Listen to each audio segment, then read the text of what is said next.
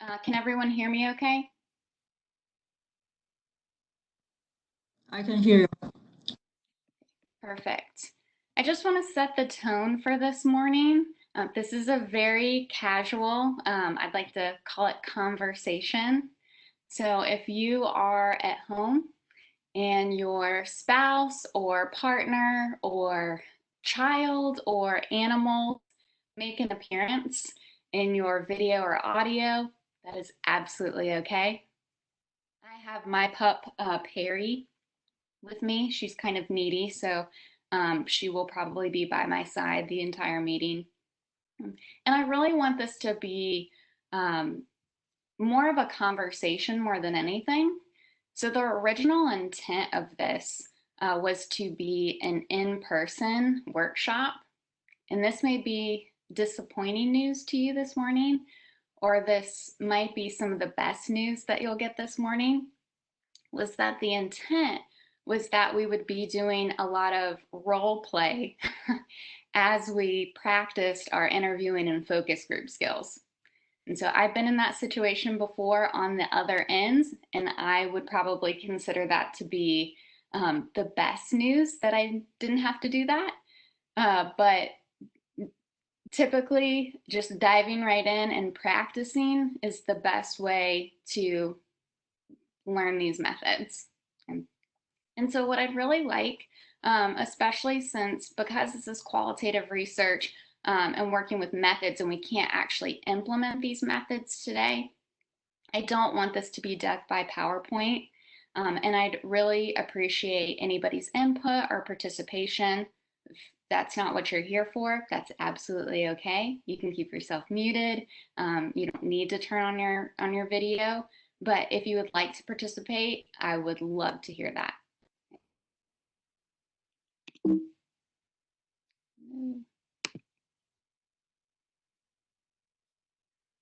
Just a quick introduction.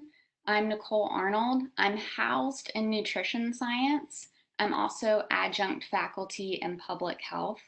And I always have to give this spiel that I'm actually not a nutritionist and not a registered dietitian. And I like to say that because everybody loves to talk about nutrition, and that'll be the first thing that people want to converse about. And I promise you that my colleagues can do a much better job of that than I can. My background is more so in food science and food safety. Okay. And I have my research interests up here, not so much for a plug for myself, but I think it's important, especially because there do tend to be so few qualitative researchers that we're able to get to know one another for those that want to share and know sort of what areas of expertise we all focus on so that we can tend to support one another's work. It would be great if someone heard of a project that was related to food safety and would be more beneficial with a qualitative component. And someone says, "Oh, Dr. Arnold does that," and I would love for to do the same for you.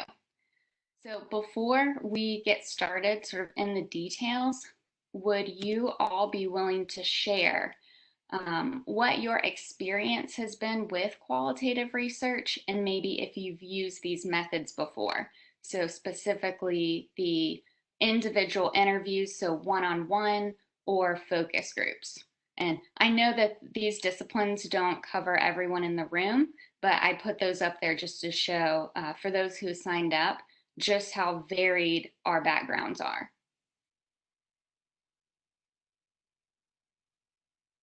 Does anybody want to start the convo?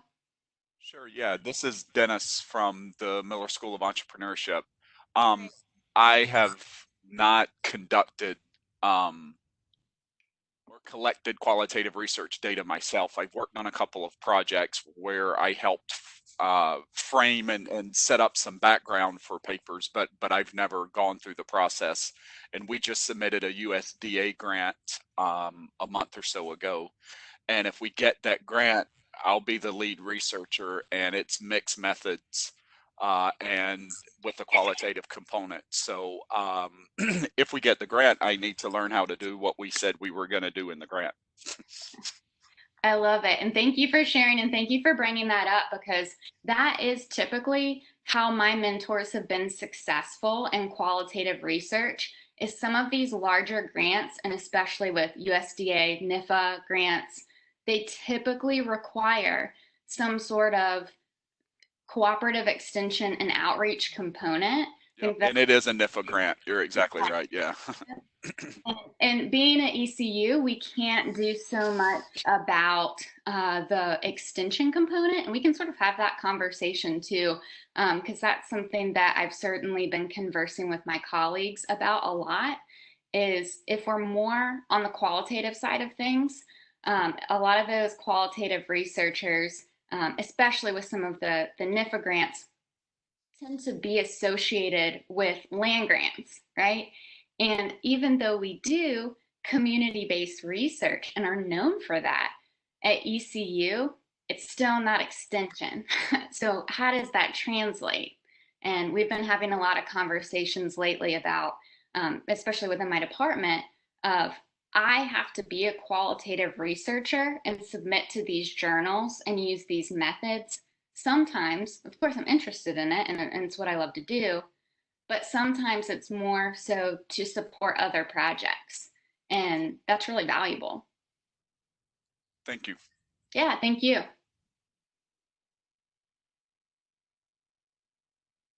Others? Share, Nicole and friends. This is Clay Smith in the College of Education. I'm in the Department of Middle Grades, Elementary and Middle Grades Education. And so, like Dennis, I have sort of a qualitative study coming up that I hope to make rigorous and make it effective. And so, I think back to my action research study in graduate school for my MAD and realize now, as I've explored a little bit more, that was not very rigorous. And so, I want to try to learn here and expand my learning a little bit more about.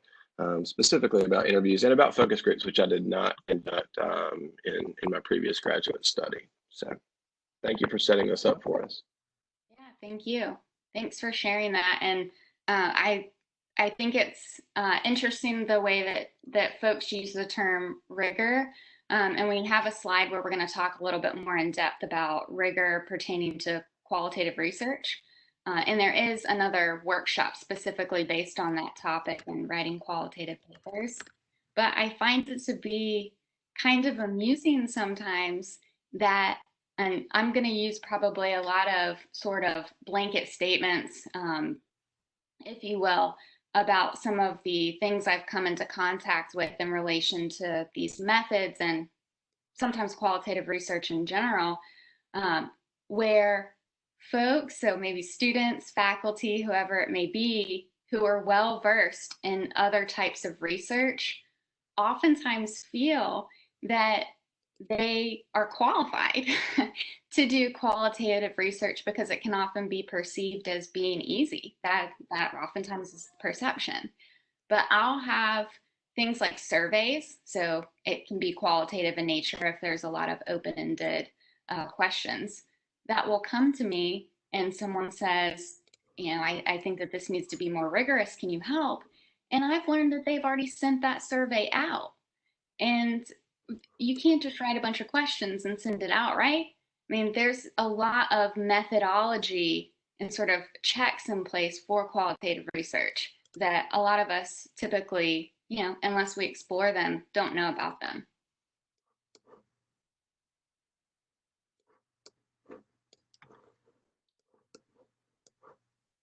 I can introduce myself. Uh, yes, I agree with everything you just said, Nicole. This is Emily Yeager. I'm from Recreation Sciences. I've had experience with a variety of projects that have done one-on-one interviews, have done focus groups, and I mentioned before the session started that I continue my education in qualitative methods and research design because I just think it's important to keep yourself trained. I don't think that qualitative research is easy. I think it takes a lot of thought and intention. And so that's why I'm attending today. It's just to kind of renew my training in all of these types of methods. Thanks, Emily. Anyone else? And I know that I didn't send out materials or resources beforehand, and I was intentional about that. I sort of wanted to see where everyone stood, and before I made the decision as to what you all needed from me, I thought that if there's a topic that we're talking about, if there is something that you would like more resources on, feel free to put that in the chat box. And Hui and I will make sure that that information gets transferred to me. And within the next couple days, I'll make sure that I get you some additional reading, additional materials, whatever it may be. And if you have specific projects, which it sounds like that may be the case, where you need assistance, I'm more than happy to help. Especially when I travel.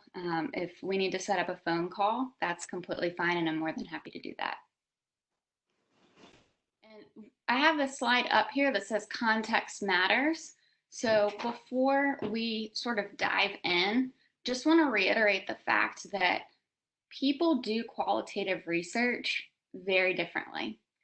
And a lot of times, some of the methods can be field specific. And I personally became interested in qualitative research in relation to food safety. Okay? And how that came to be is that a lot of times the food in itself isn't necessarily the issue. Okay? That the issue, I'm not calling people the issues themselves, but people tend to create some issues. So, just giving you an example of this. A topic like food insecurity. Okay? Sometimes we have enough food, right? The problem isn't the food itself. It may be a distribution issue, okay? And I know that there's a lot more factors that go into that. But really, it's the people who are distributing the food, right? So again, you may go through this session and I may tell you that this is the way that I do things with some of these approaches. And then you may go to one of the other sessions later on in the week and you have another faculty member who could even be in my same department who says that they do things differently. Okay? So I just wanted to make note of that. And especially if you're someone who is in the sciences, I like to make note of this because I found myself in this space where there's a lot of resources for what I would call more educational qualitative research, some of those more in-depth interviews, and we'll be talking about those today. But for some of the qualitative outreach components, there's sort of this like gap, I want to call it, as to how you take what people are doing in more of the social sciences and translating that for something like an AFRI grant, where it might be based on like food micro, right? So I think we're still building those materials and we're still having to have a lot of conversations with one another as to what best practices are for our field. So I'm saying this because I don't want anyone to start trying to dig up materials, and if they're not readily tailored to specifically what you're doing, to not be discouraged. A lot of it comes through the conversations with others.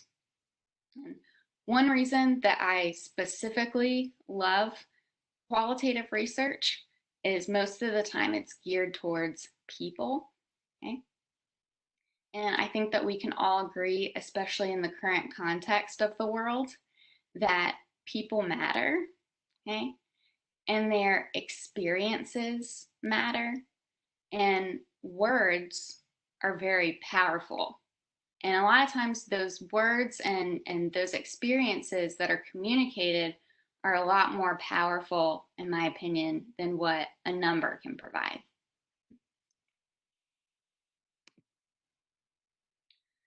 I also have a stake here. Again, I'm a food scientist, and I'll probably disappoint you by telling you that I'm a pescatarian, so I don't even eat meat. But some of my research has been in consumer perceptions related to meat products. But I have this up here, again, to reiterate that context matters. So in the terms of looking at our methods, so focus groups versus in-person one-on-one interviews, okay, it doesn't technically have to be in person, but one-on-one interviews.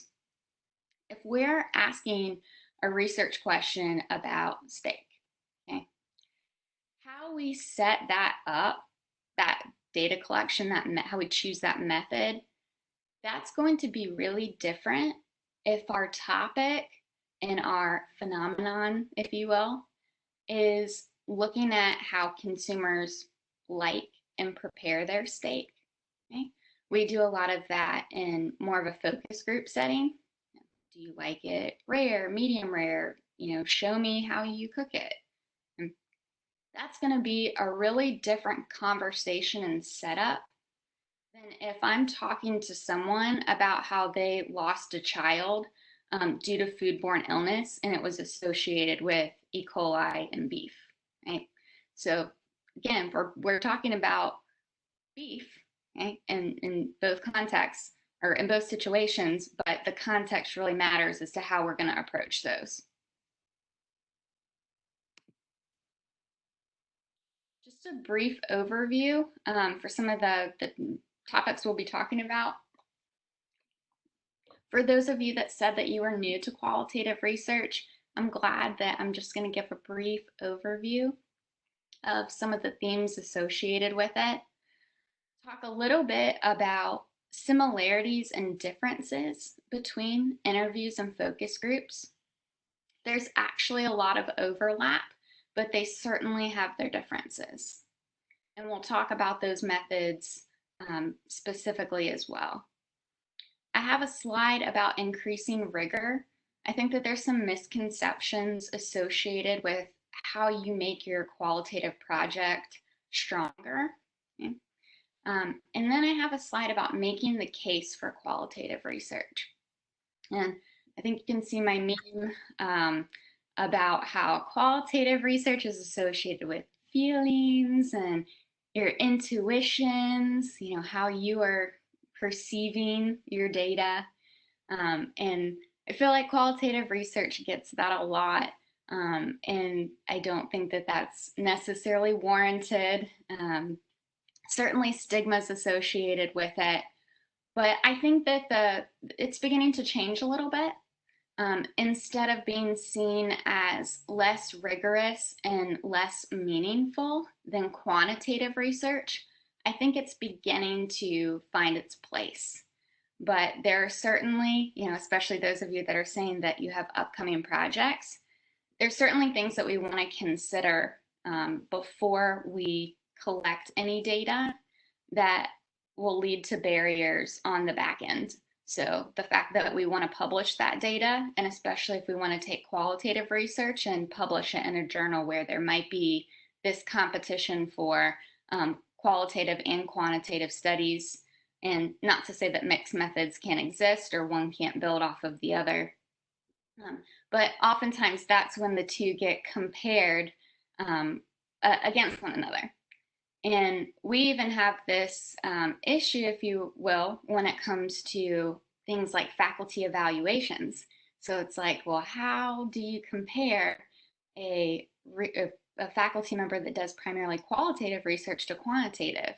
Some of those measurements and numbers may look differently. So I thought that it would be beneficial to have a conversation about that. And feel free after this presentation or at the very end, if there were specific topics that you enjoyed talking about, maybe there's topics today that we won't discuss that you really wanted to get into. I would love to know that. When I was given this topic, there's so much that we can talk about. I can spend easily a week talking about one of these methods. And so how I tried to tee it up is that I'm more so in the meat of the method, is what I'm going to call it. So on the front end, there's a lot of work that needs to be done.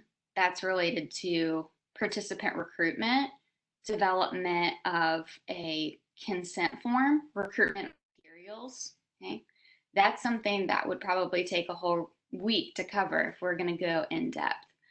So I make mention to them, If you'd like examples or would like to talk about it further later, I'm more than happy to do that. But we're really more so talking about the meat, like the actual implementation of interviews and focus groups. And on that back end, when it comes to data analysis, there is another presentation that is coming up about that from one of my colleagues, Virginia Stage, and I can't say enough great things about her. So just a plug for that presentation. Any questions at the forefront? Questions, comments?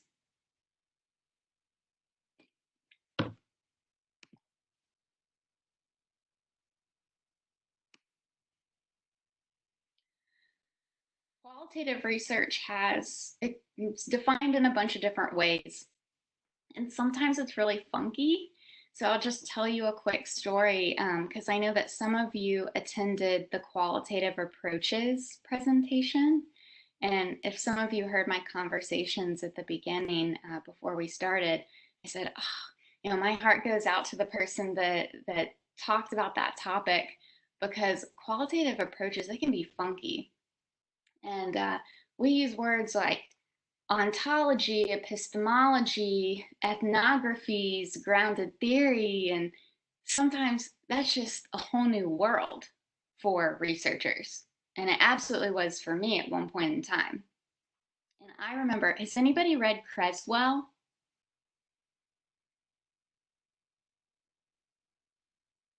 I don't know. I have, Nicole. You have? So there was a point in time where I was reading Creswell at a coffee shop, and this is one of my first introductions to qualitative research, and I was just about borderline tears. I thought that it was so far in the weeds, and I think we have to recognize too, again, going back to that context, that approach absolutely matters, but if the end goal, right, is, I'm going to assume that it's to publish a paper, okay? It's going to depend on what journal you submit to as to how in detail we need to get with the approach. If I sent a qualitative paper and talked about, and this was a, epistemology, started using all these fun words, I don't think that anybody would know what I was talking about in my field. So you can still have those approaches that your research is based off of, but just know that how much you share is definitely going to be journal and field specific. So just some of the definitions that I wanted to share. The qualitative research is used to understand people's beliefs, their experiences, attitudes, behaviors, interactions. Again, it's typically about people and how they perceive things. It's how people make sense of or interpret the phenomenon or phenomena, okay, and how they bring meaning to them. Okay. So just dissecting that, when I say phenomenon, it is what we are studying. Okay. So maybe it's student life, family life, conflict, and that has to do with your research question. Okay. It's just a fancy word of saying pretty much the subject.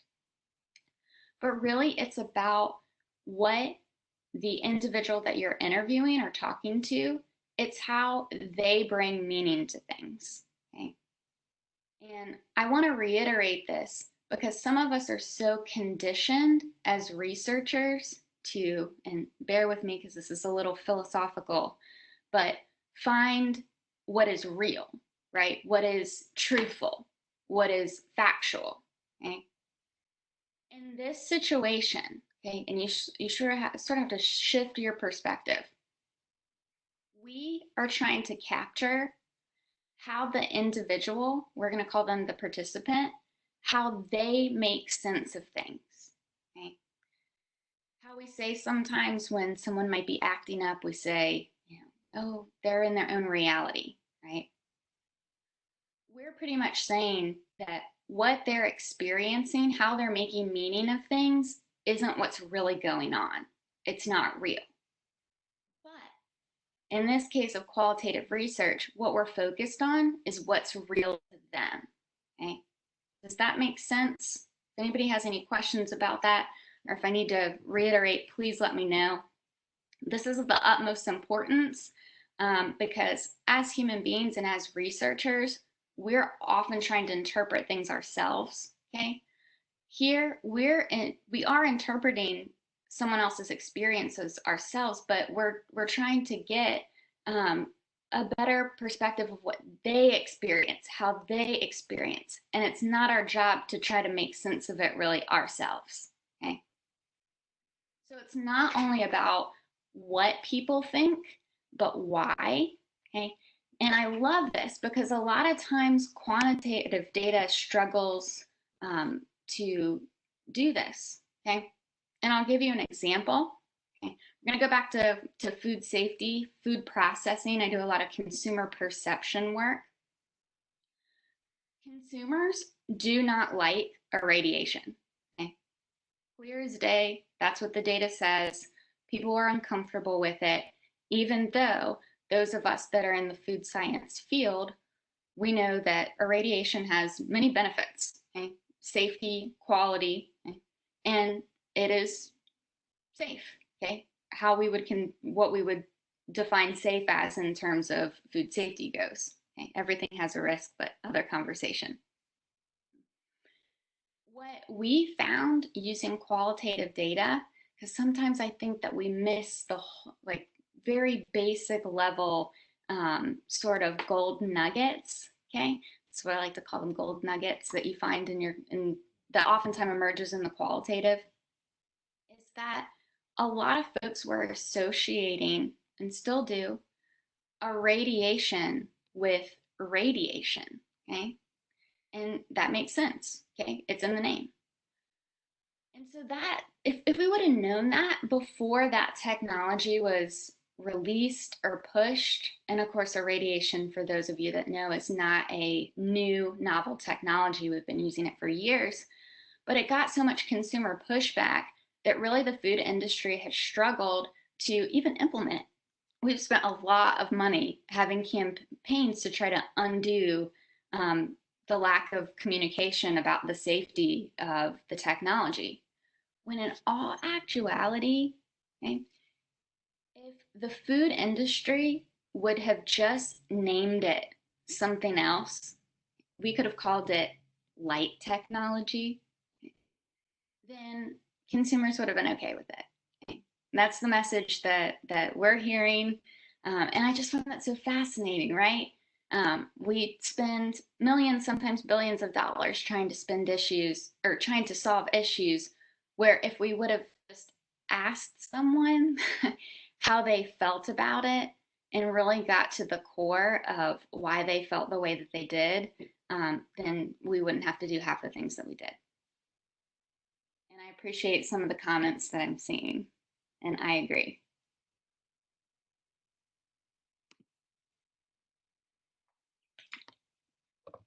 A lot of times we want to put, and I'll say other people as well, want to put qualitative research in a quantitative box.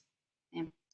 And we're not trying to do that. You have to respect that they are two different fields or two different types of research, two different types of approaches, and both obviously have value, and what one has, the other doesn't have typically.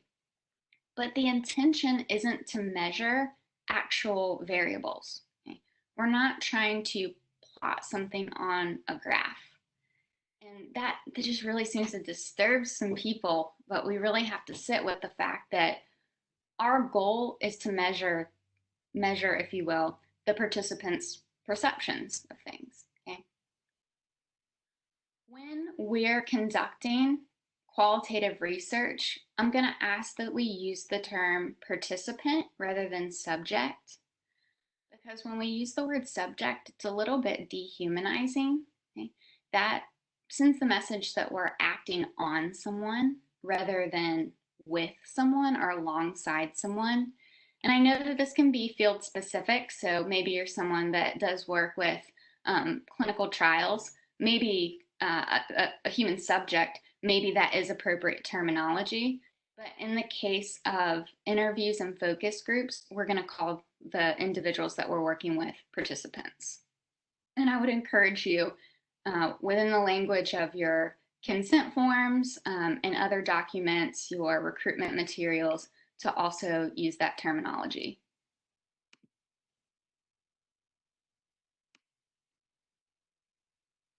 I say that qualitative research is not typically based off the replication of other studies. I say that kind of loosely because, again, it really depends. Okay, so if someone was asking about, let's say, what processed meat perceptions were in Virginia, and then we wanted to replicate that study in North Carolina and to see if there were differences, that would be appropriate. But a lot of times, qualitative research can be a little bit more exploratory. So, this idea, again, root word explore, where maybe we don't have a very defined hypothesis that we're trying to test. And it depends on who you ask about this. And I'd be curious to hear other people's input as well. That when I was at my master's defense, okay, I had a few benchtop scientists on my committee. This was probably not the time and place that I chose to do this, but I had an argument with one of the committee members about whether research has to be hypothesis driven. Now, hear me when I say that hypotheses are absolutely important in some types of research, if not the most important. That's what your whole study is based around. Okay, but that doesn't mean, in my opinion, that all research has to have a defined hypothesis. Sometimes I feel like we, again, are trying to make the qualitative quantitative. And so I'll tell you what I typically do is that in my drafts, I'll write out some hypotheses so that I'm framing the project appropriately and I can show those hypotheses to other people. And it may be multiple hypotheses because what you're going to get through qualitative research, you're probably looking for multiple concepts, right? But when you actually are submitting a publication, it isn't always appropriate in qualitative research to say, my hypothesis was, right? And this will continue to be an argument amongst researchers. So I'm curious, has anybody had experiences with this? And when you conduct qualitative research, do you typically have a hypothesis? Obviously, you have a research question, but I'm talking about a hypothesis.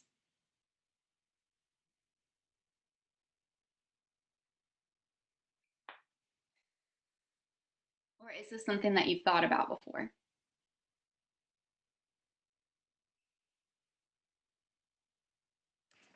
I think there's a difference between what you're writing your hypothesis or question for. Like I had to go for a grant and they wanted hypotheses. So I think you have to be open to writing those, whether or not you agree or disagree with that.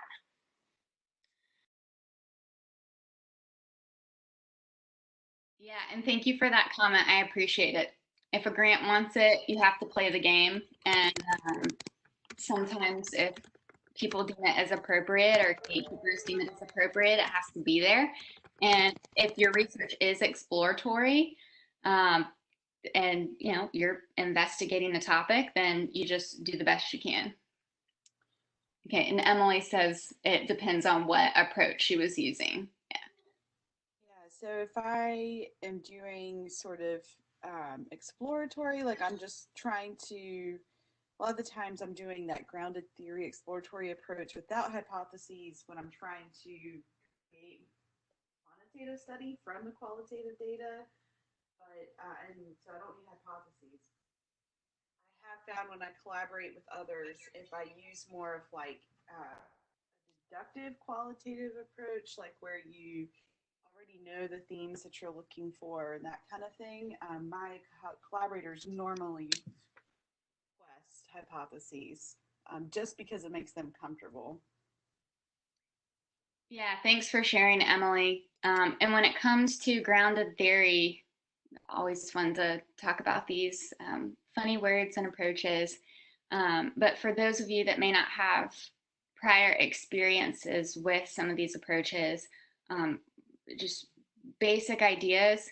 So grounded theory, going from the ground up, you're working with the data, and from the data, you're working your way up to potentially form what we would see as a hypothesis.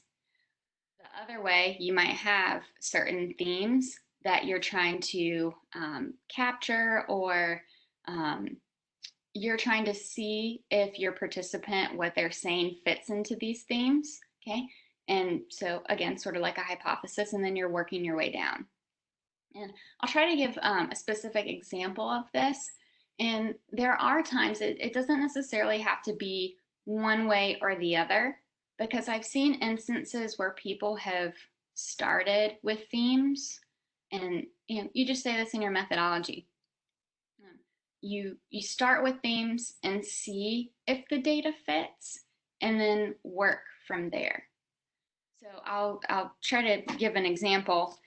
If you are trying to explore maybe what makes graduate students successful, and maybe there's already some literature out there that says there's 5 major topics that contributes to this. Maybe community is one of them, maybe prior education related to preparedness. Okay, you can have those 5 topics at the forefront and see if the data can potentially fit into that.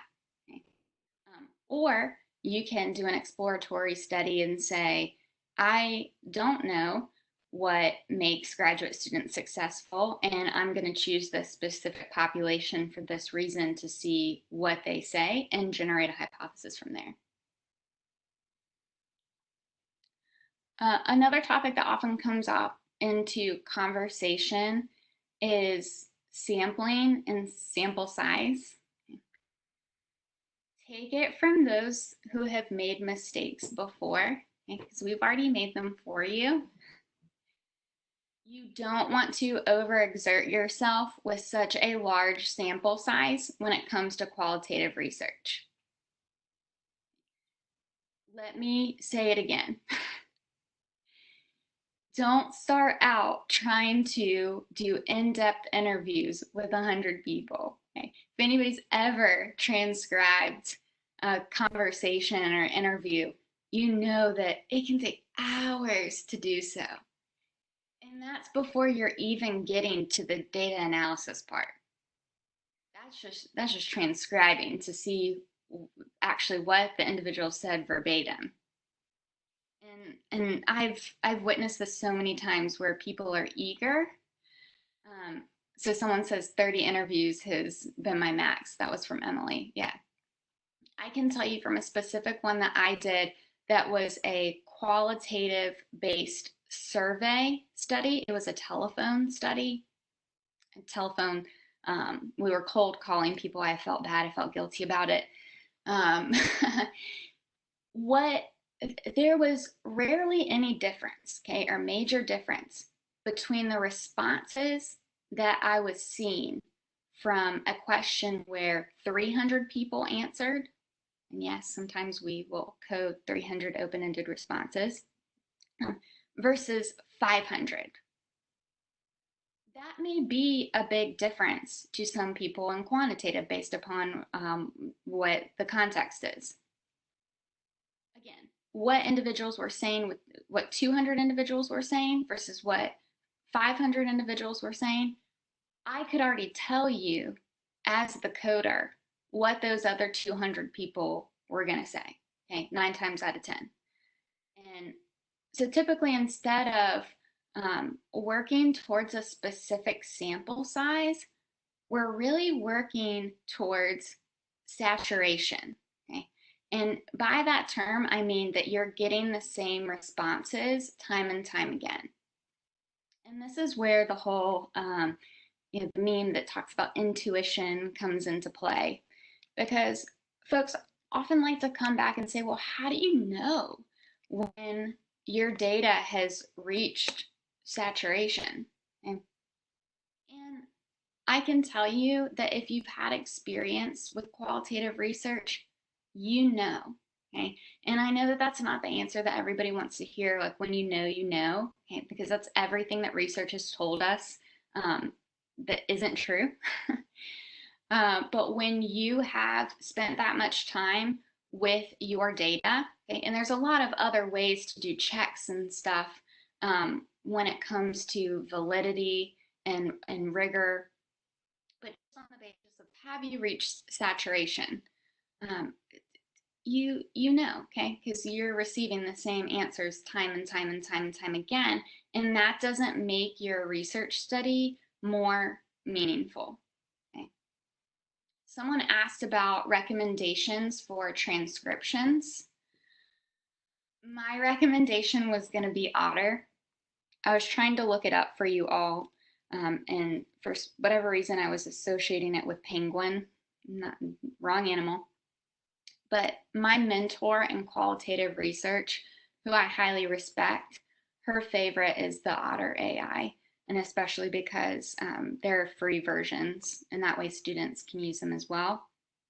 And it works really well on mobile devices also. Like you can use it on lots of different devices. Thank you for chiming in. And when you are transcribing, you have those folks that want to start from square one, and I don't understand that. I'm always going to be a person who uses some sort of transcription software and as a starting point, and then goes back and sort of cleans it up.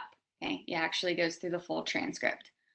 Researchers who only want to use transcription software, I don't agree with. I really feel like there has to be an actual person coming behind that transcription. And I feel strongly about that, especially when it comes to context. Okay. So, not only in relation to how accurate it is, it may be very accurate, but just so you're getting the context of what's being said as well.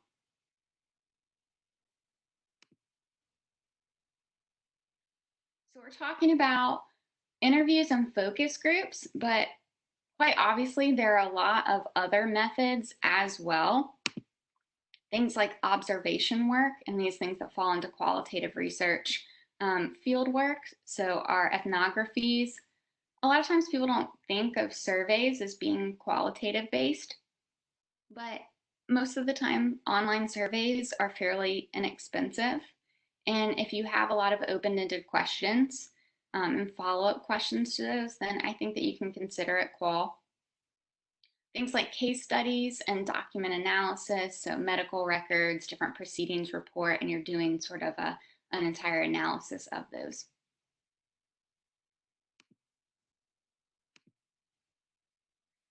Differences between interviews and focus groups. And again, these are just a few points, very, just trying to give an overview here. Typically with the interviews, we would choose those because we're discussing and trying to gain more insight into more sensitive topics. So again, that whole steak scenario that I gave you, it's very different if we're talking about losing someone to foodborne illness versus how someone would like to prepare their steak and what their preferences are. Typically, there's more detailed responses because you are only working with one individual. So obviously, it's going to go way more than surface level when you're spending something like an hour with them. And a lot of folks ask me about time. Typically, my interviews, I cap at an hour. Focus groups, a little bit more wiggle room. I do 60 to 90 minutes.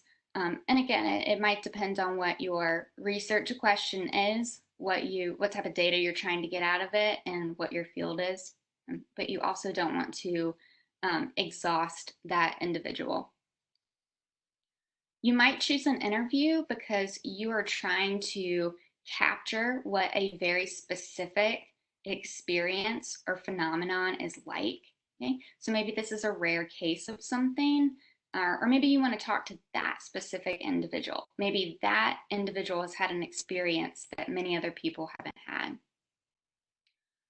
Also, even if the topic isn't necessarily like sensitive in nature, we might do this because we're interviewing people who are not in the same geographic location. Focus groups, more broad topics, a lot of times they tend to be more surface level. You wouldn't talk about something like trauma that someone's experienced in a focus group.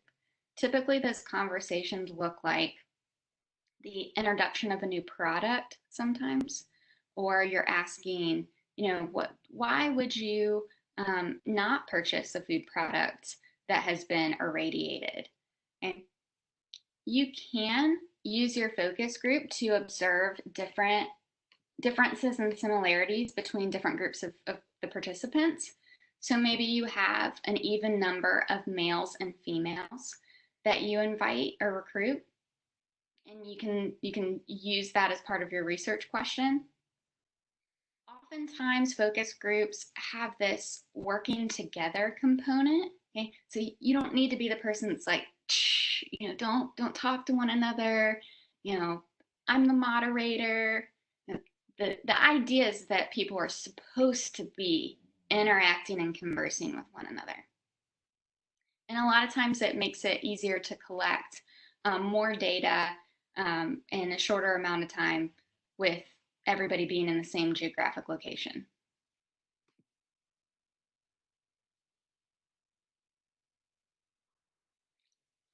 Typically, the in-depth interviews are done in person, but I'm seeing more of a movement to doing them online.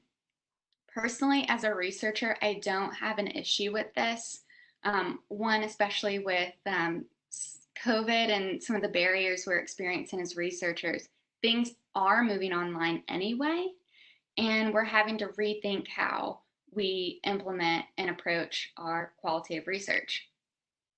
Nothing takes away well, it's hard to not have face-to-face to get that really in-depth detail, but I think that there are positives to virtual one-on-ones. And I recently just participated in one with me being the participant. And some of you might find this to be interesting. I actually had a lot of fun with this person, but it was someone from Wiley Publishing, and they were attempting to understand what researcher experiences were like when choosing journals to submit to in the submission process. So I'm sure some of you can giggle at that. And I let her know my thoughts. And I was able to sit on my couch. I was able to be really comfortable.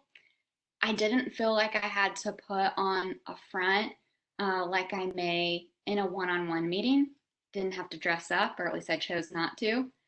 And I felt more comfortable being able to describe some of my experiences through the computer screen, to be completely honest. So I'm actually a proponent of interviewing via something like Zoom or WebEx, as long as it's protected.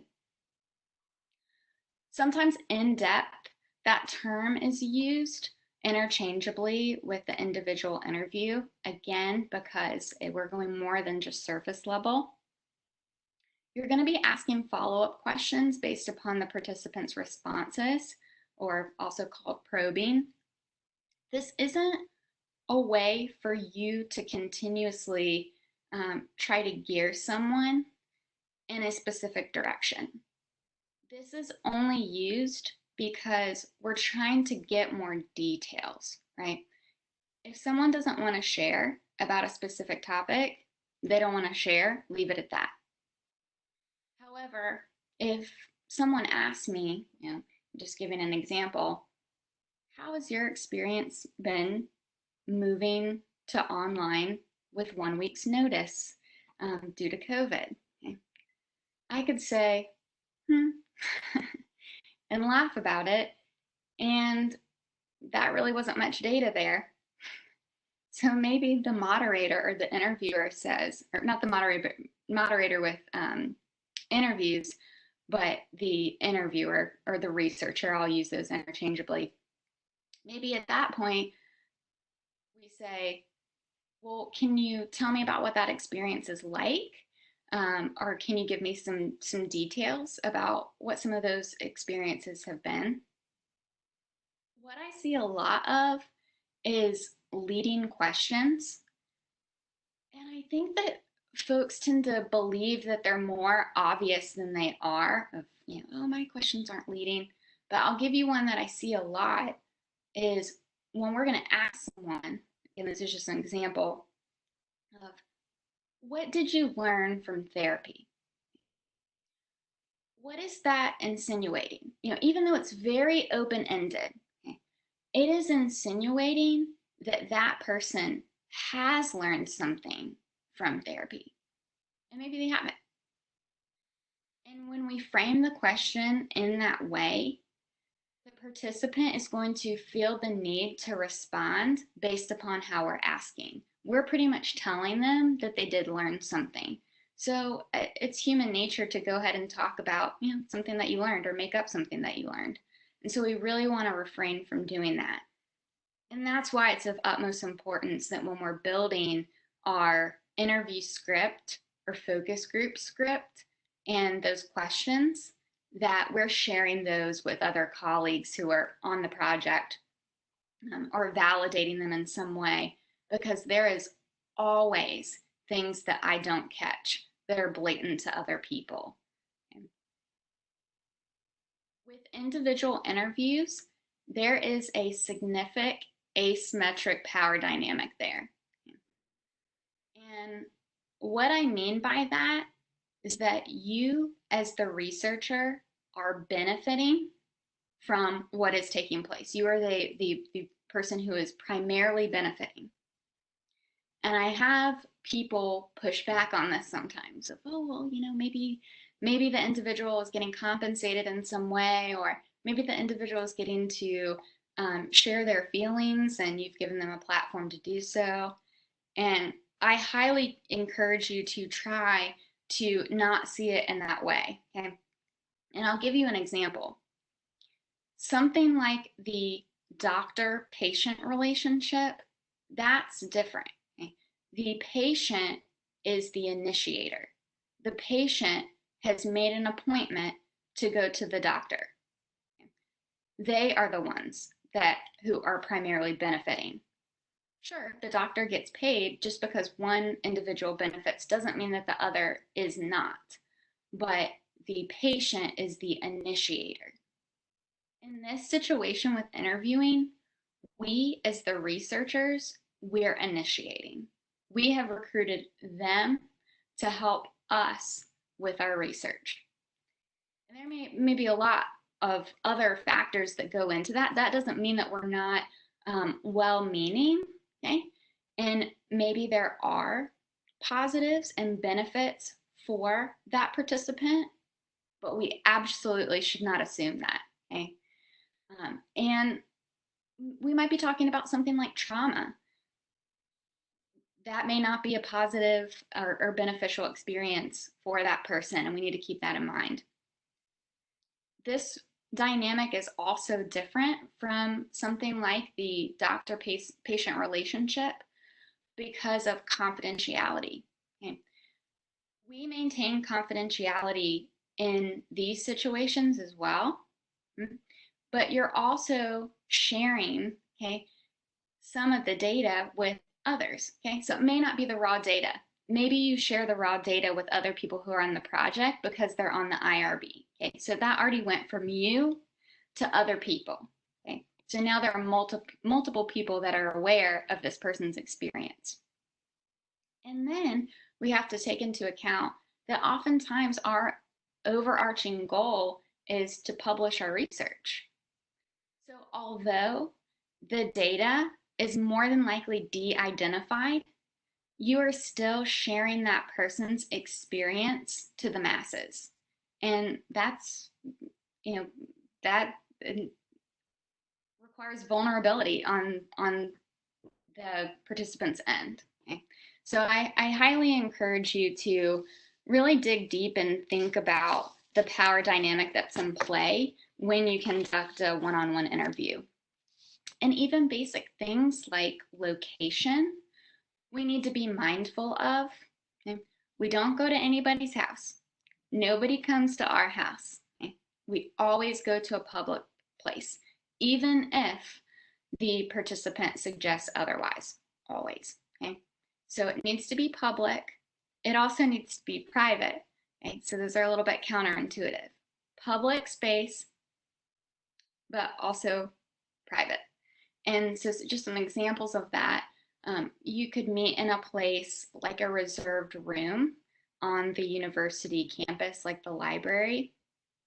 And you need to be asking your potential participant about these things, right? They have input. You're trying to set up this experience in a way that's comfortable for them, okay, within those parameters. So say to them, do you have any suggestions? Say to them, here are some of my potential locations that I'm suggesting. Would you be okay with one of these? Maybe someone is absolutely okay with a private room in a public space that's glass and that people can walk by and see them. Some people are fine with that and don't mind. Others may not want to be seen at all. Okay? And that is up to them and just a conversation that you should have with that individual. The data that is produced is co-created. And what I mean by that does not mean that you are pushing a narrative or that you are playing a role in that person's own narrative. What that means is that as the individual is telling you things and sharing their experience, you are helping to create a space and a platform in which they can continue on to provide them detail. Okay. I'm reading Emily's comment. In terms of public versus private, it hasn't worked out perfectly. Let's meet in a place that's comfortable for you, such as a coffee shop or library. And Emily, that's a good point about transportation. Don't meet in people's houses. Emily, don't meet in people's houses. Don't do it, don't do it. But I do understand the notion of driving and going to someone, okay? And with Emily's situation, maybe there are some situations with your research where they didn't want to leave their homes, where depending on the population that you're working with or the person that you're working with and what type of data you're trying to obtain, you might have to work within those means. Okay? To the best of your ability, try to find a public-private place, but I recognize that can be challenging. Okay? That can surely be challenging.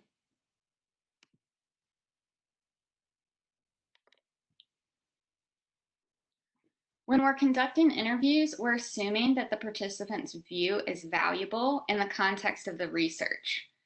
And what I mean by that is we really need to make sure that this individual has experienced what we think that they have experienced based on things like criteria for our research question. Okay? I'll give you an example of this. I was asked to assist with a study based on student life, family life conflict. And when I say that topic, there's a lot of different ways people can perceive that. And so there were some individuals who were really trying to look at the relationship between, let's say, graduate students who may be married and also going to school together and what that balance looks like. Where that can also be interpreted as maybe there are two people who are in a relationship together who do not live within the same house, okay, and what that conflict is like in relation to their relationship. You really have to be specific as to what you're trying to measure per se and who that person needs to be in the criteria.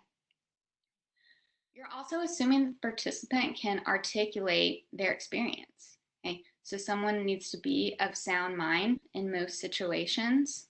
Okay, and also when it comes to topics that may be traumatic, we want to make sure that that person is in a place where they are able to communicate with us and do so effectively, with their own well-being being the priority. Has anyone heard of reflexivity statements? Is this a new term? And I'm also curious if folks who have conducted qualitative research, if you've utilized them. I'll share that while it's not new to me, it's also not fully understood, if that's helpful. Yeah. I think of it, and it can be a little bit up to interpretation as well, as to looking back at yourself, okay, in a mirror, as you can see the little picture that's drawn.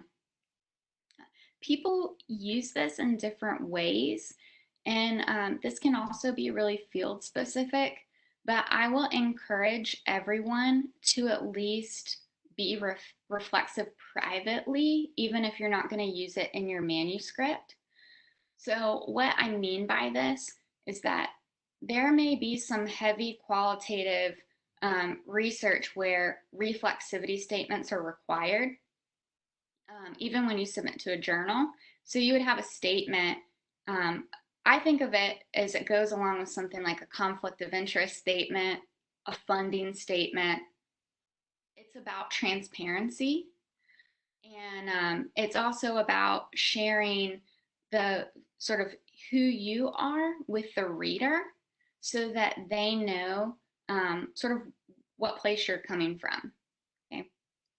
And it comes from this idea that we all look through the world, okay, with a lens. Okay. Everybody has their lens. Okay. For me, it's as a white, young female in academia. And we cannot just take off that lens.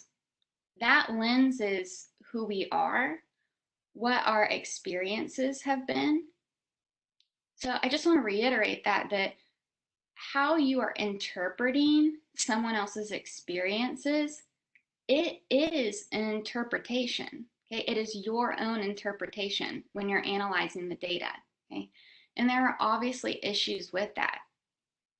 Now, we can't help that we look through the world with our own lens. We absolutely cannot help that. But we can be mindful of it, okay, as to how our own worldly experiences may come into play when we're trying to perceive someone else's. And so, even if you don't need a reflexivity statement to be submitted, it could be as simple as, before you conduct your research, you in private remind yourself of who you are and through what lens you're looking and how close you are to the phenomenon. And I'll give you an example. If I'm looking at consumers and their perceptions of processed foods, everybody hates processed foods.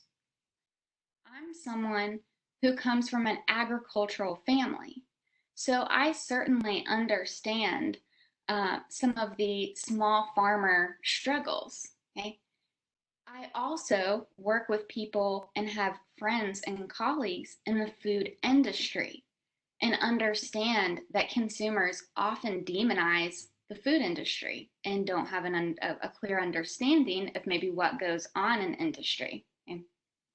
Those would be important things for the reader to know. Things like, I serve on a council for the food code. That may be something that the reader would like to know when reading my qualitative work. Now, am I going to submit that statement, like in all actuality, like just being real with everyone, to a journal? Already within my field, we're pushing it with the qualitative research sometimes, so probably not. Okay? We gotta meet people where they are. But I do like to have these conversations with other people while I'm conducting my research. And in some cases, you may be required. Again, depends on what journal and how qualitative it is. Some journals that are more associated with the social sciences may require that. Okay? But again, it's just a sense of mindfulness on your end, and transparency with the readers. There's a question in the chat box. No worries about us going backwards. To acknowledge different settings in which interviews are conducted, or only if we feel those different settings may have influenced the interview.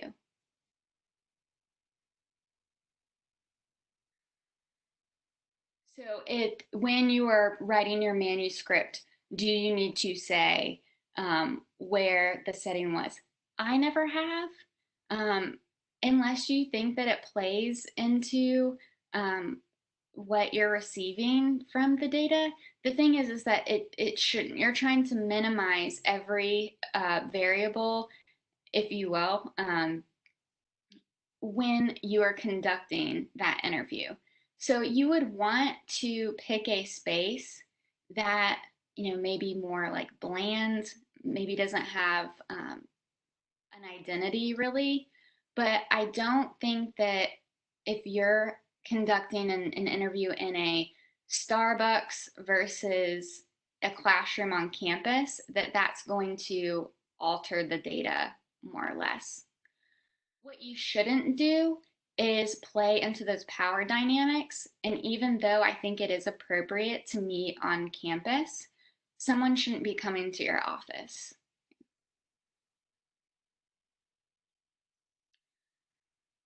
This last point, not quite last one, but researchers shouldn't be too close to the phenomenon that they're studying. Researchers don't like this one. We want to be all hands on deck, all in. A lot of times the things that we study are things and phenomenon that we are passionate about. Not always, but a lot of the times our own personal experiences may have driven us to research certain themes and subjects. So I'll give you an example. If you are someone who has experienced some sort of trauma, and now you're asking someone else about their similar trauma, you may not be the best person to be that interviewer. Okay? And I say that with all the love in the world, because people can be defensive about this one, that it's not because you are not capable, right? This is not making you any more or less of a researcher or having the ability to pull back your emotions. That's not what it's about. Sometimes we're just too close to where we're too far in the weeds, we're too far in the details, where it might be more beneficial for a colleague to implement that interview than ourselves. And that is absolutely okay. It doesn't take away from the study. If anything, you're doing justice to the data and probably that participant's experience. And that individual, your colleague, maybe a doctoral student, whoever it may be, who is delivering the interview, that's experience for them. They're going to record it. So you're going to hear the whole thing yourself so you don't have to feel left out. This last point I have seen time and time again, and it may be dependent on, again, and we've heard this time and time again as well, what you're trying to study. But typically, you should not know the participant who you are collecting data from. I see this a lot from where people implement recruitment methods that use social media and other connected forums where someone might say, well, can my friend send this out and share this? That's okay. Like, that in itself isn't the problem, but there are certain absolutely conflicts of when you're interviewing someone that you know. It's not appropriate 9 times out of 10. Typically, we don't hang out with our therapist. Okay? You can like your therapist. You and your therapist can end up being friends. That happens sometimes. But typically, you're not going to talk to your friend. You are going to speak with a professional who is an outsider looking into your situation. Okay? And that's similar to my significant other. Will be a future ortho surgeon. Okay. He always talks to me about ethics when it comes to medicine and surgery. Typically, doctors do, or surgeons, they will not operate on family. There's a lot that comes into play. And he better find me the best next person. Okay? But I probably wouldn't want him operating on me either. Okay? So you shouldn't know the person. And if you are in a more rural area, or maybe you're recruiting people from the campus itself, there may be some instances where this is appropriate, like maybe you're doing research with your students. I feel like this is more appropriate with focus groups, but a one-on-one interview, don't interview your students. Maybe people will disagree with me. I don't think that it's ethical. And again, maybe it depends on the situation.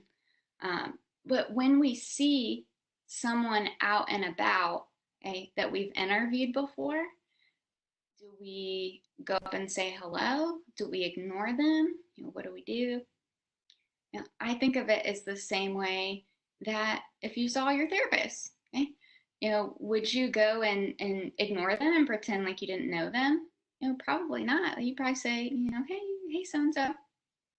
But you also probably wouldn't go up to them and start talking about what happened this week, right? So if they want to be the ones to initiate conversations with you, then that's completely fine, but you shouldn't be the initiator. Yes, Emily? I have had some interesting situations across projects where I don't know if it's because of like maybe the person's been close to my age, or I don't know, a variety of different things that maybe they relate to me on, but I'll interview people and then all of a sudden, like, I'm invited to go out to eat. I'm invited to, like, because, okay, for example, a few years ago, I lived in Savannah, Georgia for the summer to do a project, and half of it was qualitative. So I was doing interviews with people, and I was doing the topic of short-term vacation rentals. So, people's homes when they share that with you, it's a very intimate, personal part of their life.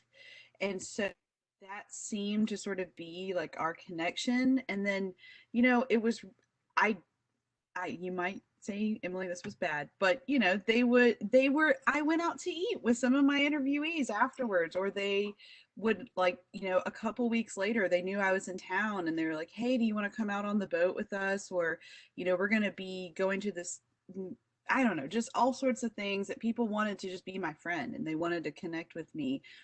And it's hard for me to turn them down, because when I do member checks later, like, I want them to want to, like, validate or, help me make sure that what they said was authentic, and that, I want them to feel like they're part of the project. And I don't want them to feel like I'm the researcher just extracting information from them and not reciprocating what they want out of the relationship. Do you have, like, any experiences or, like, thoughts on that?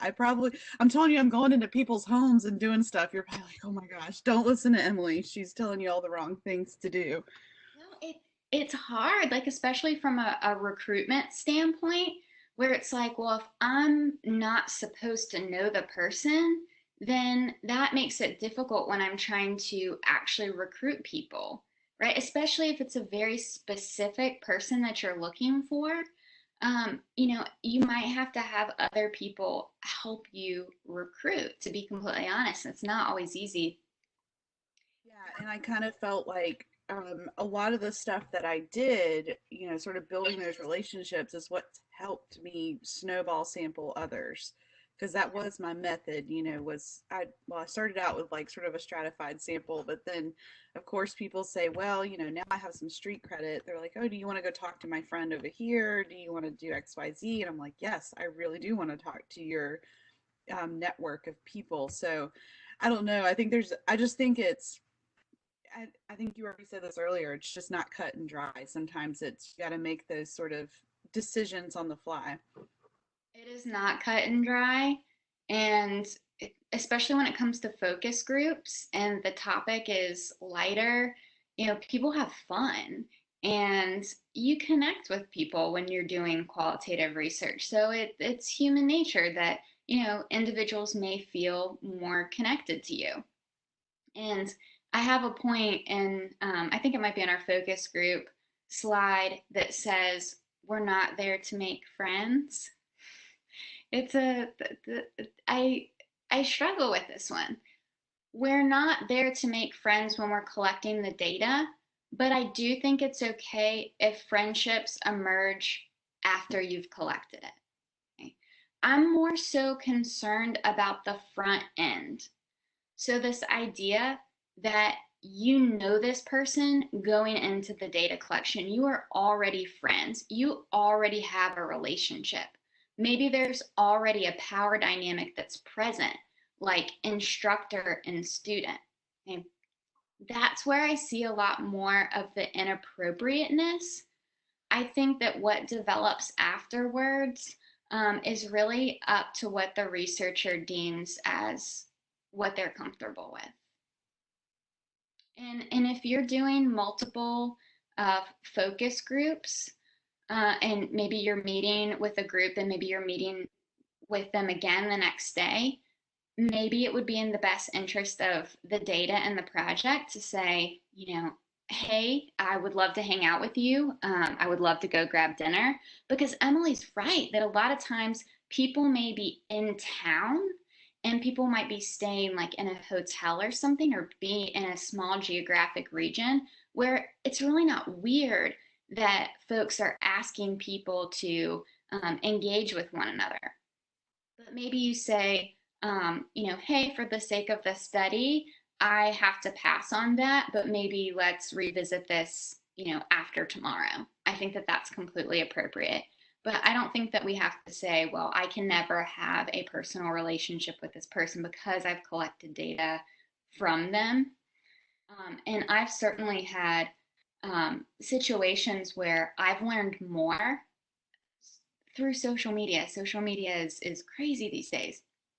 From people sharing a person's post who I worked with on a very private topic that I learned more about, again, through social media and sharing amongst colleagues. So I think it's okay that we have these connections with people, that maybe someone is someone that your colleague, your friend, your peer has talked about.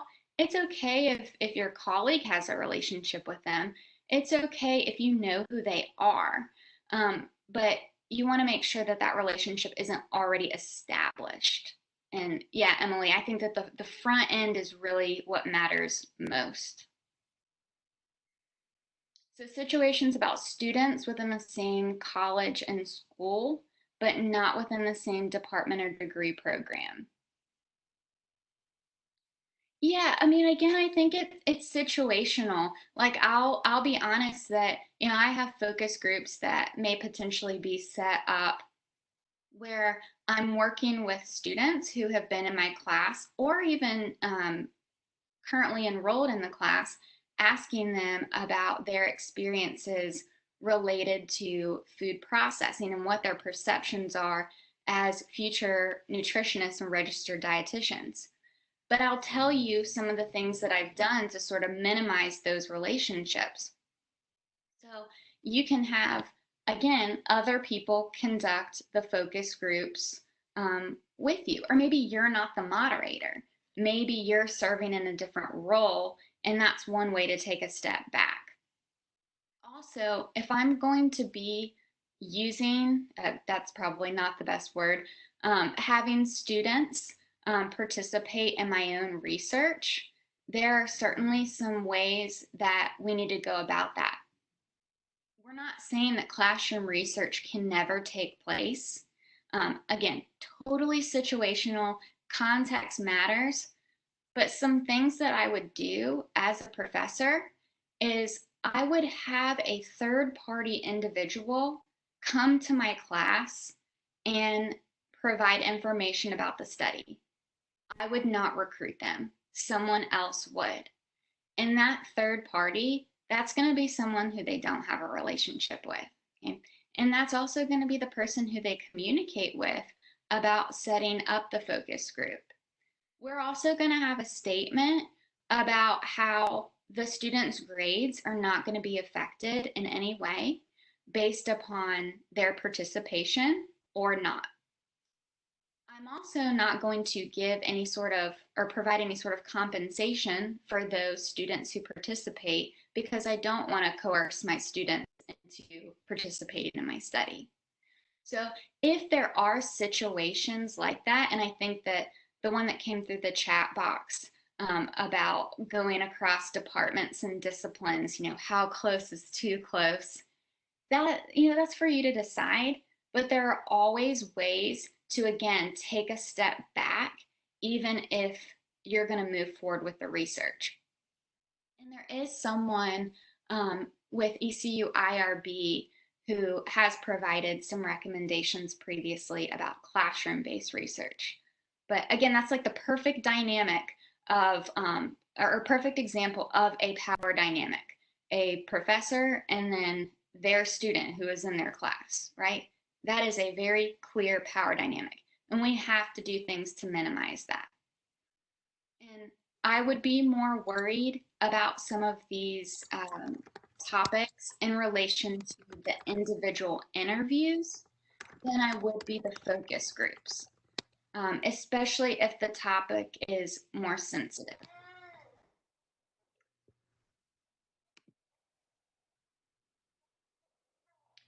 Things that you are not as a researcher, okay? You are not a judge. Your job is not to agree or disagree with what the participant is communicating. You can have someone say some really horrible things, okay? And it is your job, unless what they're saying is harmful. Obviously, when it comes to reporting, that's a different story. But they could be making some pretty horrible comments. And within this moment, it is your job to capture their experience. That can be difficult. You're not there to, decide if what they're saying is or is not moral or right. That's beside the point. We're also not educators in this situation, in this scenario. And this one might also be situational because maybe your job or your goal, and I would push this more towards the focus groups, is to introduce some sort of idea or some sort of knowledge, and then to see how the participants react to it. If that's the intention of your study, that's fine. Okay.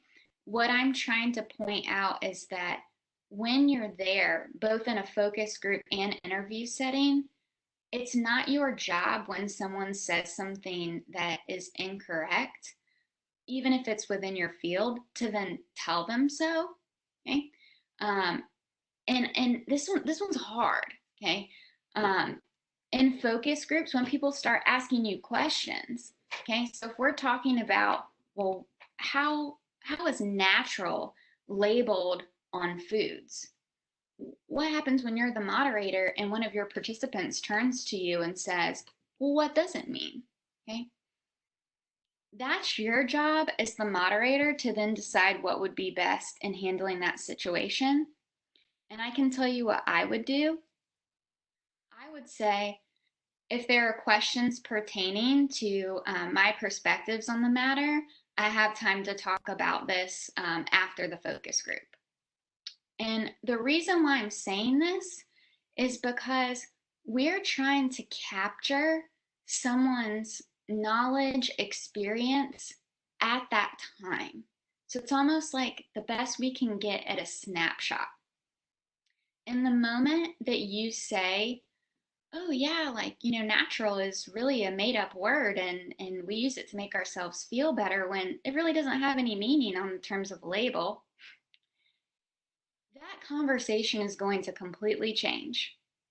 Even if you didn't say it in that way, even if you just said, natural is not a regulated term on food labels.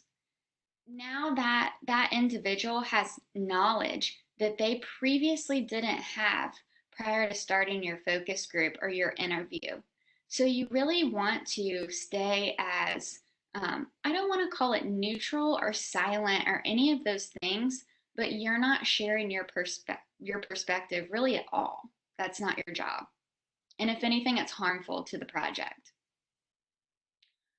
We are also, and again, this might be field specific for those of you that may be in allied health fields and medicine, but most of us that are conducting interviews and focus groups, we're not therapists, we're not counselors, we're not medical professionals, and we're not there to provide unsolicited advice.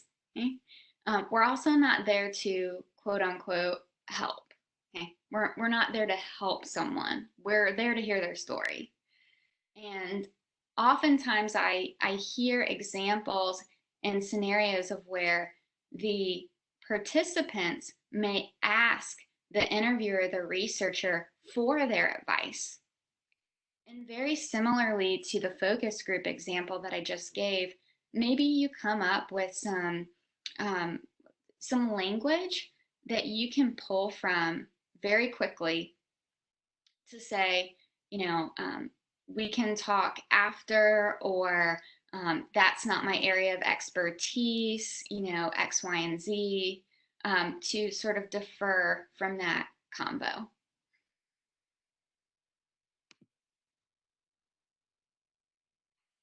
I've divided interviews up into 3 steps. Again, that sort of meat of the interviews.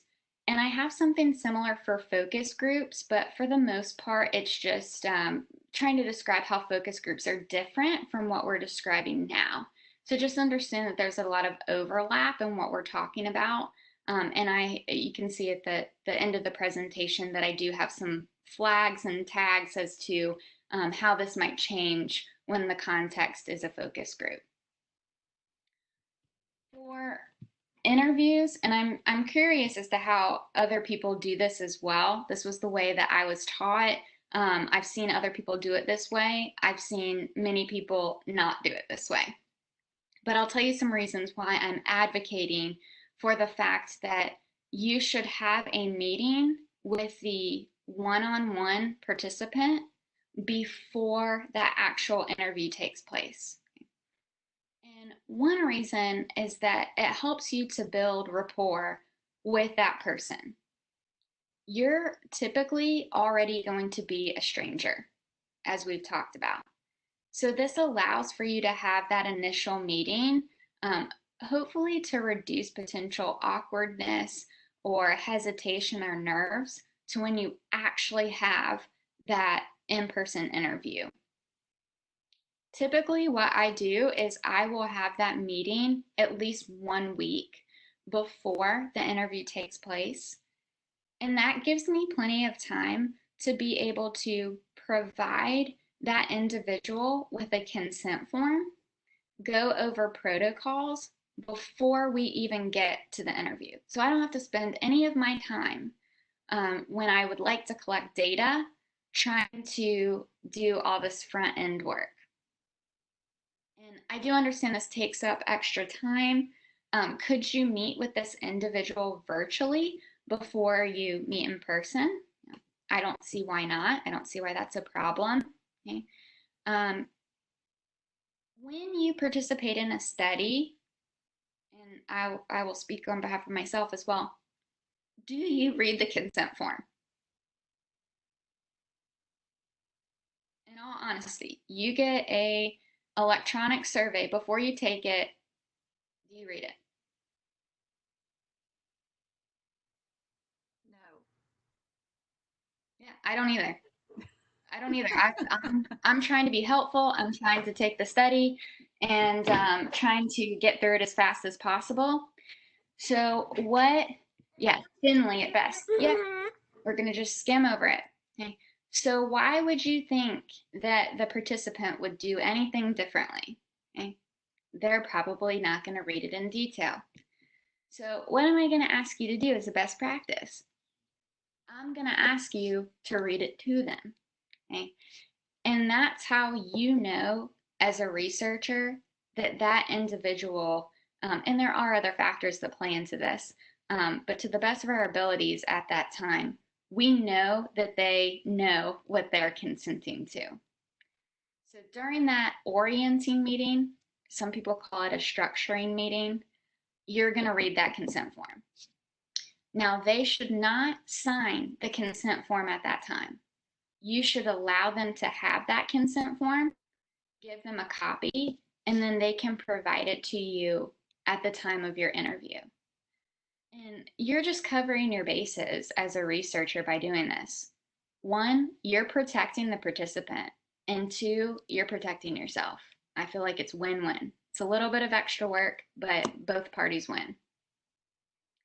I have a little starfish on here because I'll tell you one of the tips that I do, because I got what I called steamrolled by a participant. I had been forewarned by many qualitative mentors that you, as the researcher and the interviewer, have to be firm when it is time to move on from a question. And it's difficult when someone is sharing things, especially that may be personal with you, to stop them and to find a way that is appropriate and empathetic to then say, well, we're on the clock.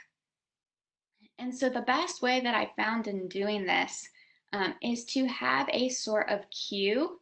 And in this way, I pick out a word that is completely unrelated to my research.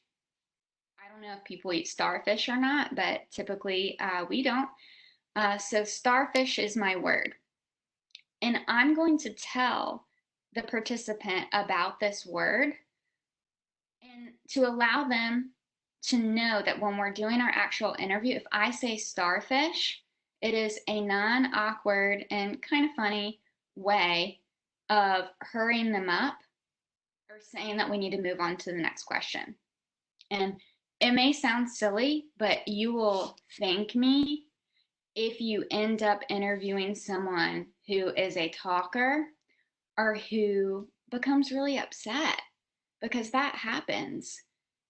And when one of my mentors who was on the IRB read the transcript that I had with this individual who became very, very emotional about what he or she was talking about, which isn't a bad thing, but it was difficult for me to cut this individual off. My mentor was like, "Oh, you just got rolled over." And the reason why that is such a negative thing and something we want to avoid is that we're not going to get the conversation that we expected, and it's going to take away from the data, both from the participant and the interviewer. So someone may go out on a tangent and start giving you details, and really you need to be able to pull it back. You don't want to spend all that time. And I think as some of us have realized in this presentation, it takes a lot of time to do qualitative research.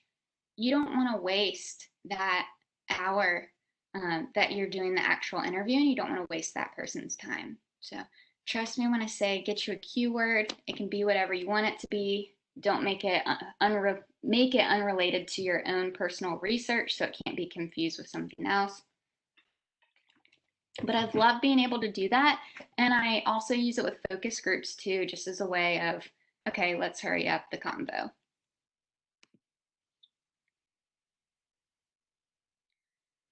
During the interview, I say ask before doing.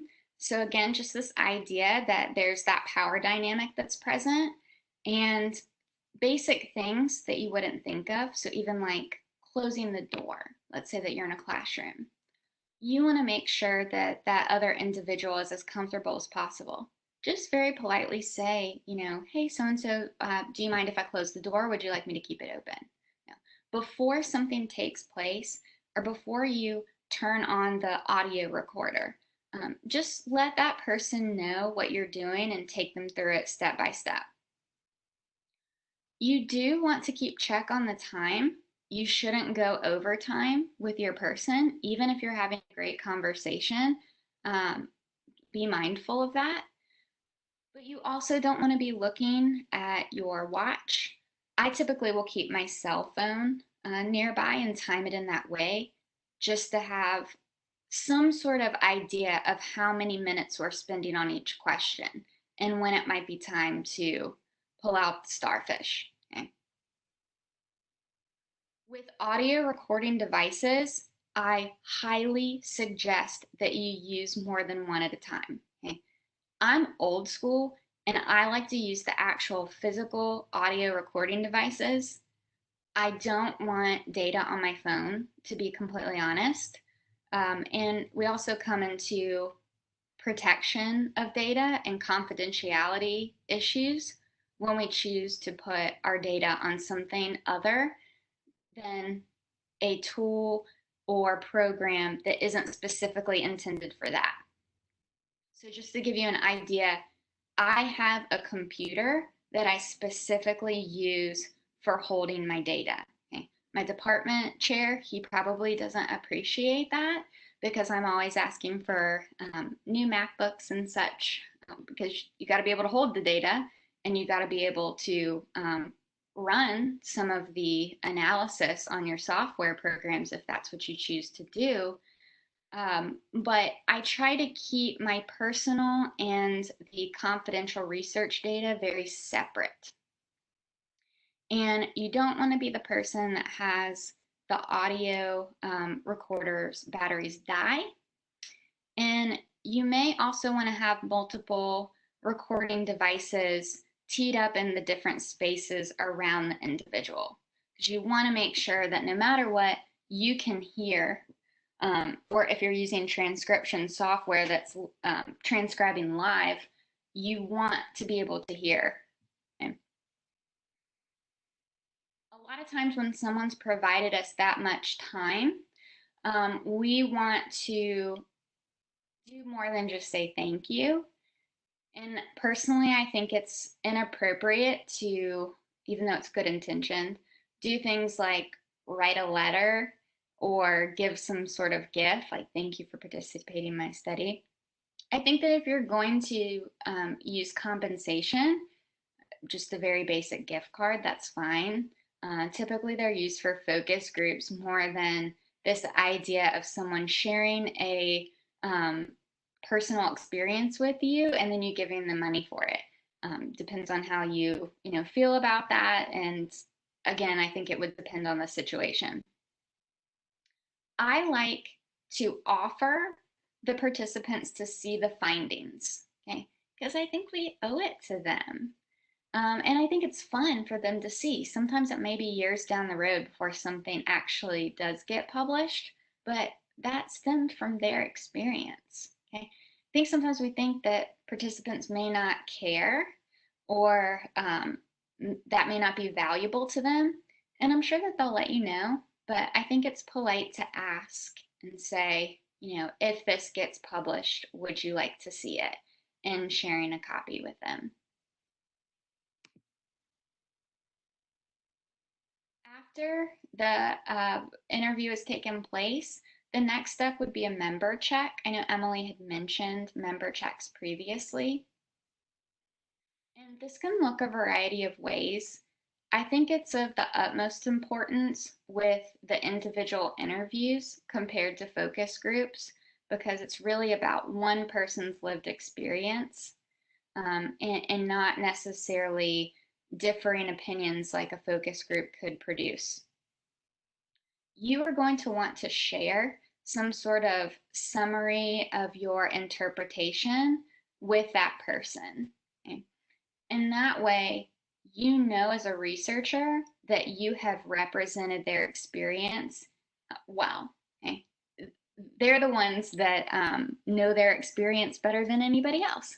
So maybe they read the document and they say, oh, well, I know that I said this, but really I meant this. Okay. I would say 9 times out of 10, when someone's asking you to change something or saying that something wasn't captured appropriately, they're not trying to change the narrative of what they said. It might just be a slight misunderstanding in what the meaning was. And you want to acknowledge those changes and make them, obviously, out of respect for that individual. All right, focus groups quickly, because I know that we're running out of time and I want to have some leftover time for questions as well. This is more of a discussion that is facilitated by a moderator. Okay? And my advice when choosing moderators, the moderator does not have to be you. You can still be in the room. And the best moderators are people who are not animated. And this can be hard, and this is where training really comes into play with some of these roles. So it's human nature to validate both verbally and non-verbally when we're conversing with someone. So I see myself doing it right now. Someone speaks and I'm nodding my head. Okay. In a focus group, we really want to refrain from doing that. And it's hard. It takes practice. Okay. It is, again, human nature. And this is why it's so important to actually role play and, role play with individuals who are not your best friends. Okay? Because you will end up moderating a focus group potentially of strangers anyway. Okay? Typically, the size is going to be about 6 to 12 individuals. You might see these numbers vary a little bit, but the 6 to 12 is very typical. The participants interact with one another and they speak with one another. And this is different in the way that you shouldn't be by yourself. Okay? I guess that you can, but typically, just on average, I would say that in my focus groups, we'll have one researcher to every about 4 people. And that's because you need multiple hands on deck to manage that group. And I have some different roles listed on the right-hand side. There's going to be someone leading the conversation, but there may also be someone that's helping to record, someone who's taking notes, maybe on some of the nonverbal cues. Maybe people are having a conversation on their own. Maybe there's some facial expressions that people are, disliking a concept. You can have one of the researchers write that down. Also, someone who coordinates the project. So things like focus group participants sign up. When individuals arrive, there's work to be done with checking them in, making sure that they're comfortable. You'll have your stragglers every time you take a break, so sort of rounding everybody back up. There's a lot of different roles that people can play, and you as the primary researcher absolutely do not need to be the moderator. You can be, but typically I'll choose this a lot of times on people's mannerisms and personality. And one of my best friends, and she's a colleague as well, she is one of the most animated people I have ever met. And she also speaks a lot faster than I do. If you can believe that, she goes. I will not allow her to be a moderator in a focus group. She is a wonderful, cheerful person. She is not what you want for a focus group moderator. You want someone who, after they ask a question, is not doing this, or even saying things. And I think on the next slide, I have some examples. Things like, yeah, or of course, or no. It's just automatic that we respond in that way, and we really have to take steps back and refrain from responding to people and their responses. You may have, or you may want to do video recording. This is optional, but I can tell you that the biggest issue we run into if we're solely doing audio recordings is that it can be difficult to say or difficult to determine who ends up saying what. You think that you can pick out people's voices, and it actually becomes really challenging.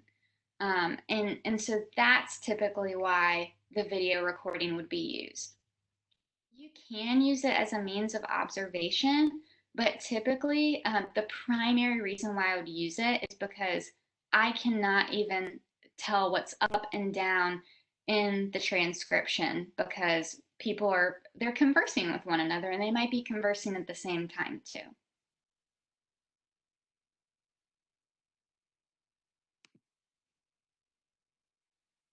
And this is just a photo of how focus groups can be interactive. So maybe you have activities that they're participating in, maybe you have a whiteboard. All of that is appropriate where that would not be in an actual interview.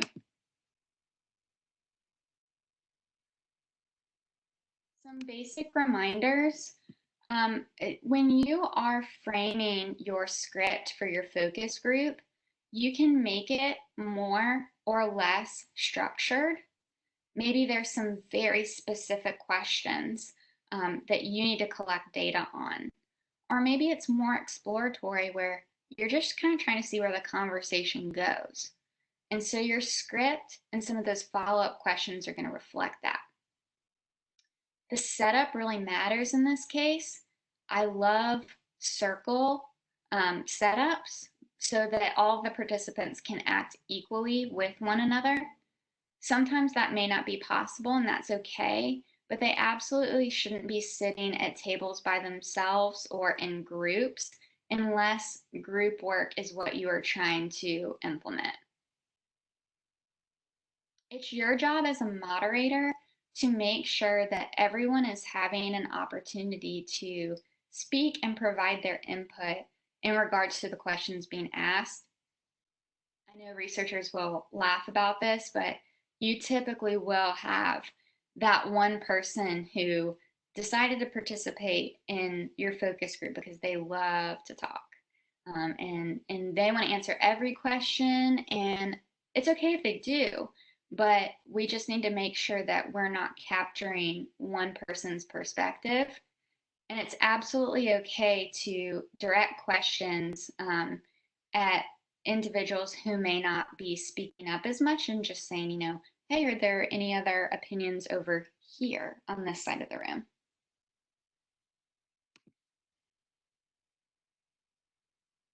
Again, you're not there to provide feedback. Don't shake your head, don't nod, you know, don't say yes, no, of course. You know, even things like uh-huh, that's validating or doing the opposite of whatever their responses are. The goal is not to make friends. Okay, again, we had that conversation. Be friends afterwards. But you don't want to show favoritism towards specific participants. That can skew the conversation. And you also, again, your job isn't to educate unless that is part of the research. Okay? It will introduce bias into the conversation. Some differences in the stages. Typically with a focus group, I'm not going to have a separate orienting meeting. Okay? You can, but typically what I would do is at the forefront, before we begin any of the focus group work, you will have this take place when you're introducing the protocols and having those conversations. That can be done at the time of the focus group, or directly before it is what I should say. You should, though, provide a consent form prior to the individuals arriving. So maybe when they sign up for the focus group, that can go ahead and be sent their way.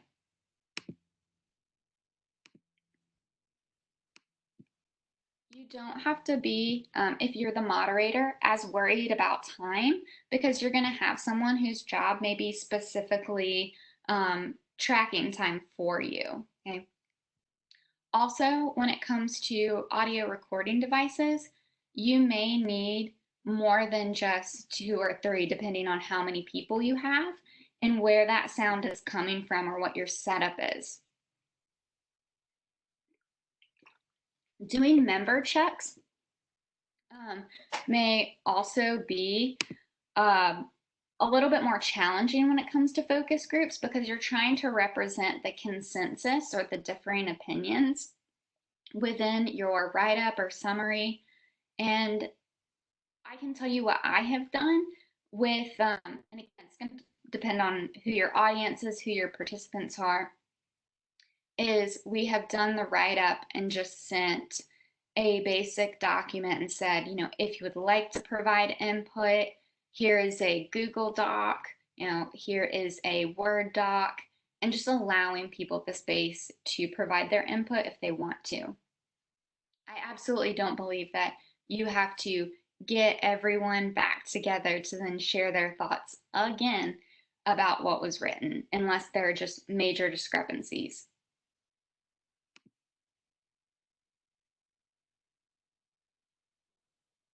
I know we're running out of time here, so just a few last points.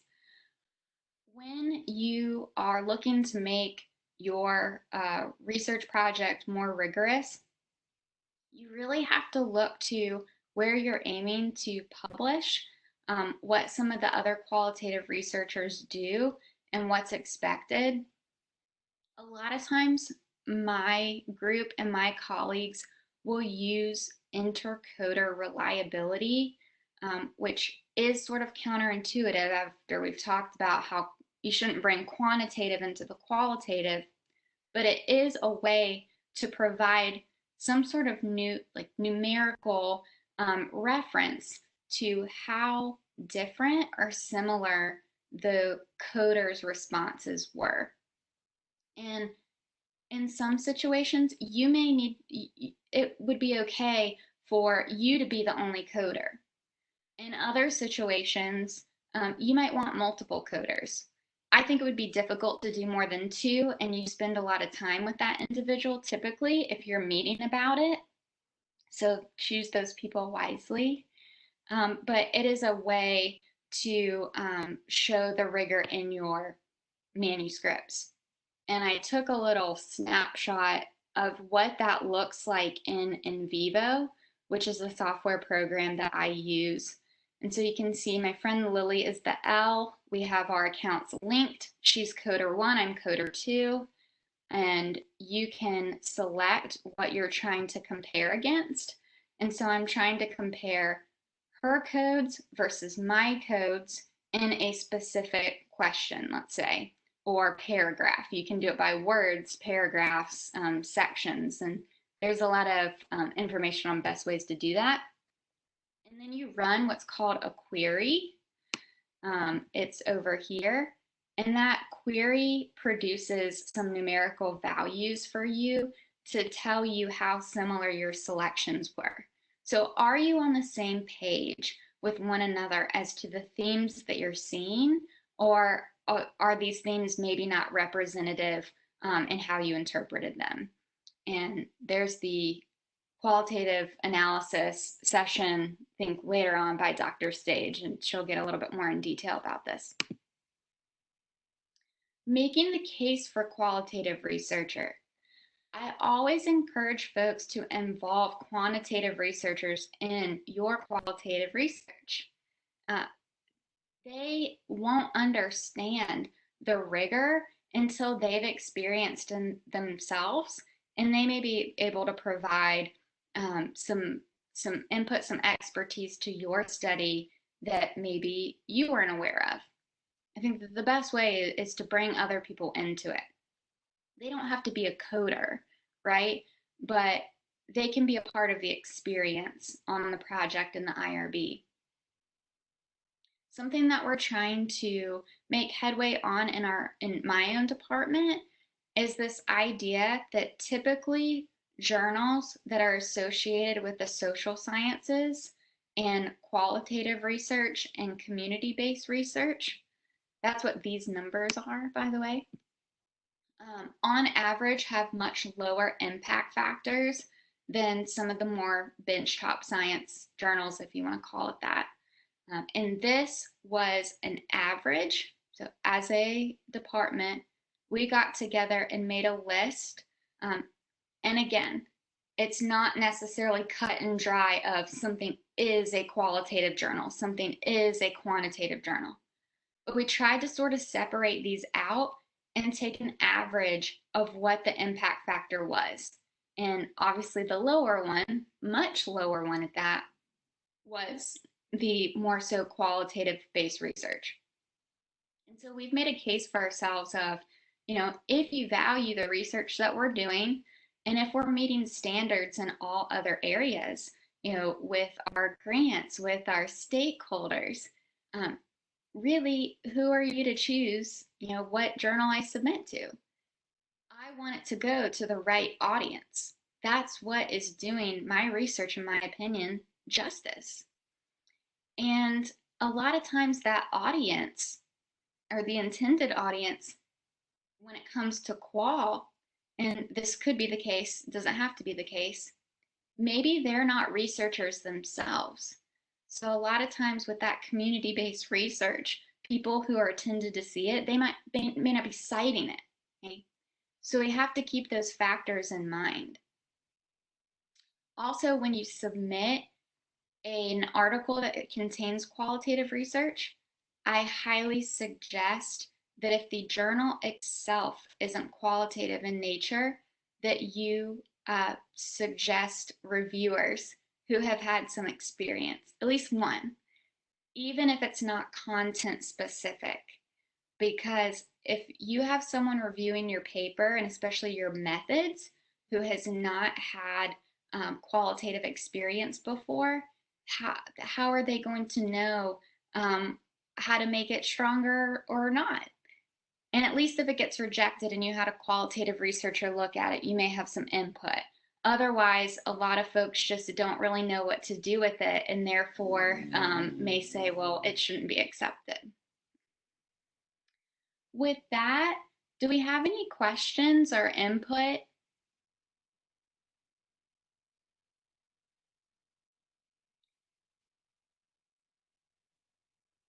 And make sure if there are any resources or topics that you'd like more info on, feel free to type them into the search or into the chat box.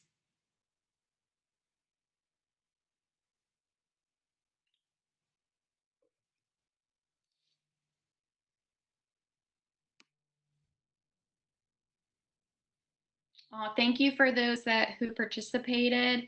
I hope that next time we may be able to do some more in-person stuff. I think that tends to be a lot more interactive and fun, but I do appreciate those of you who participated, whether it was through the chat or through video, when it comes to sharing some of your experiences and knowledge.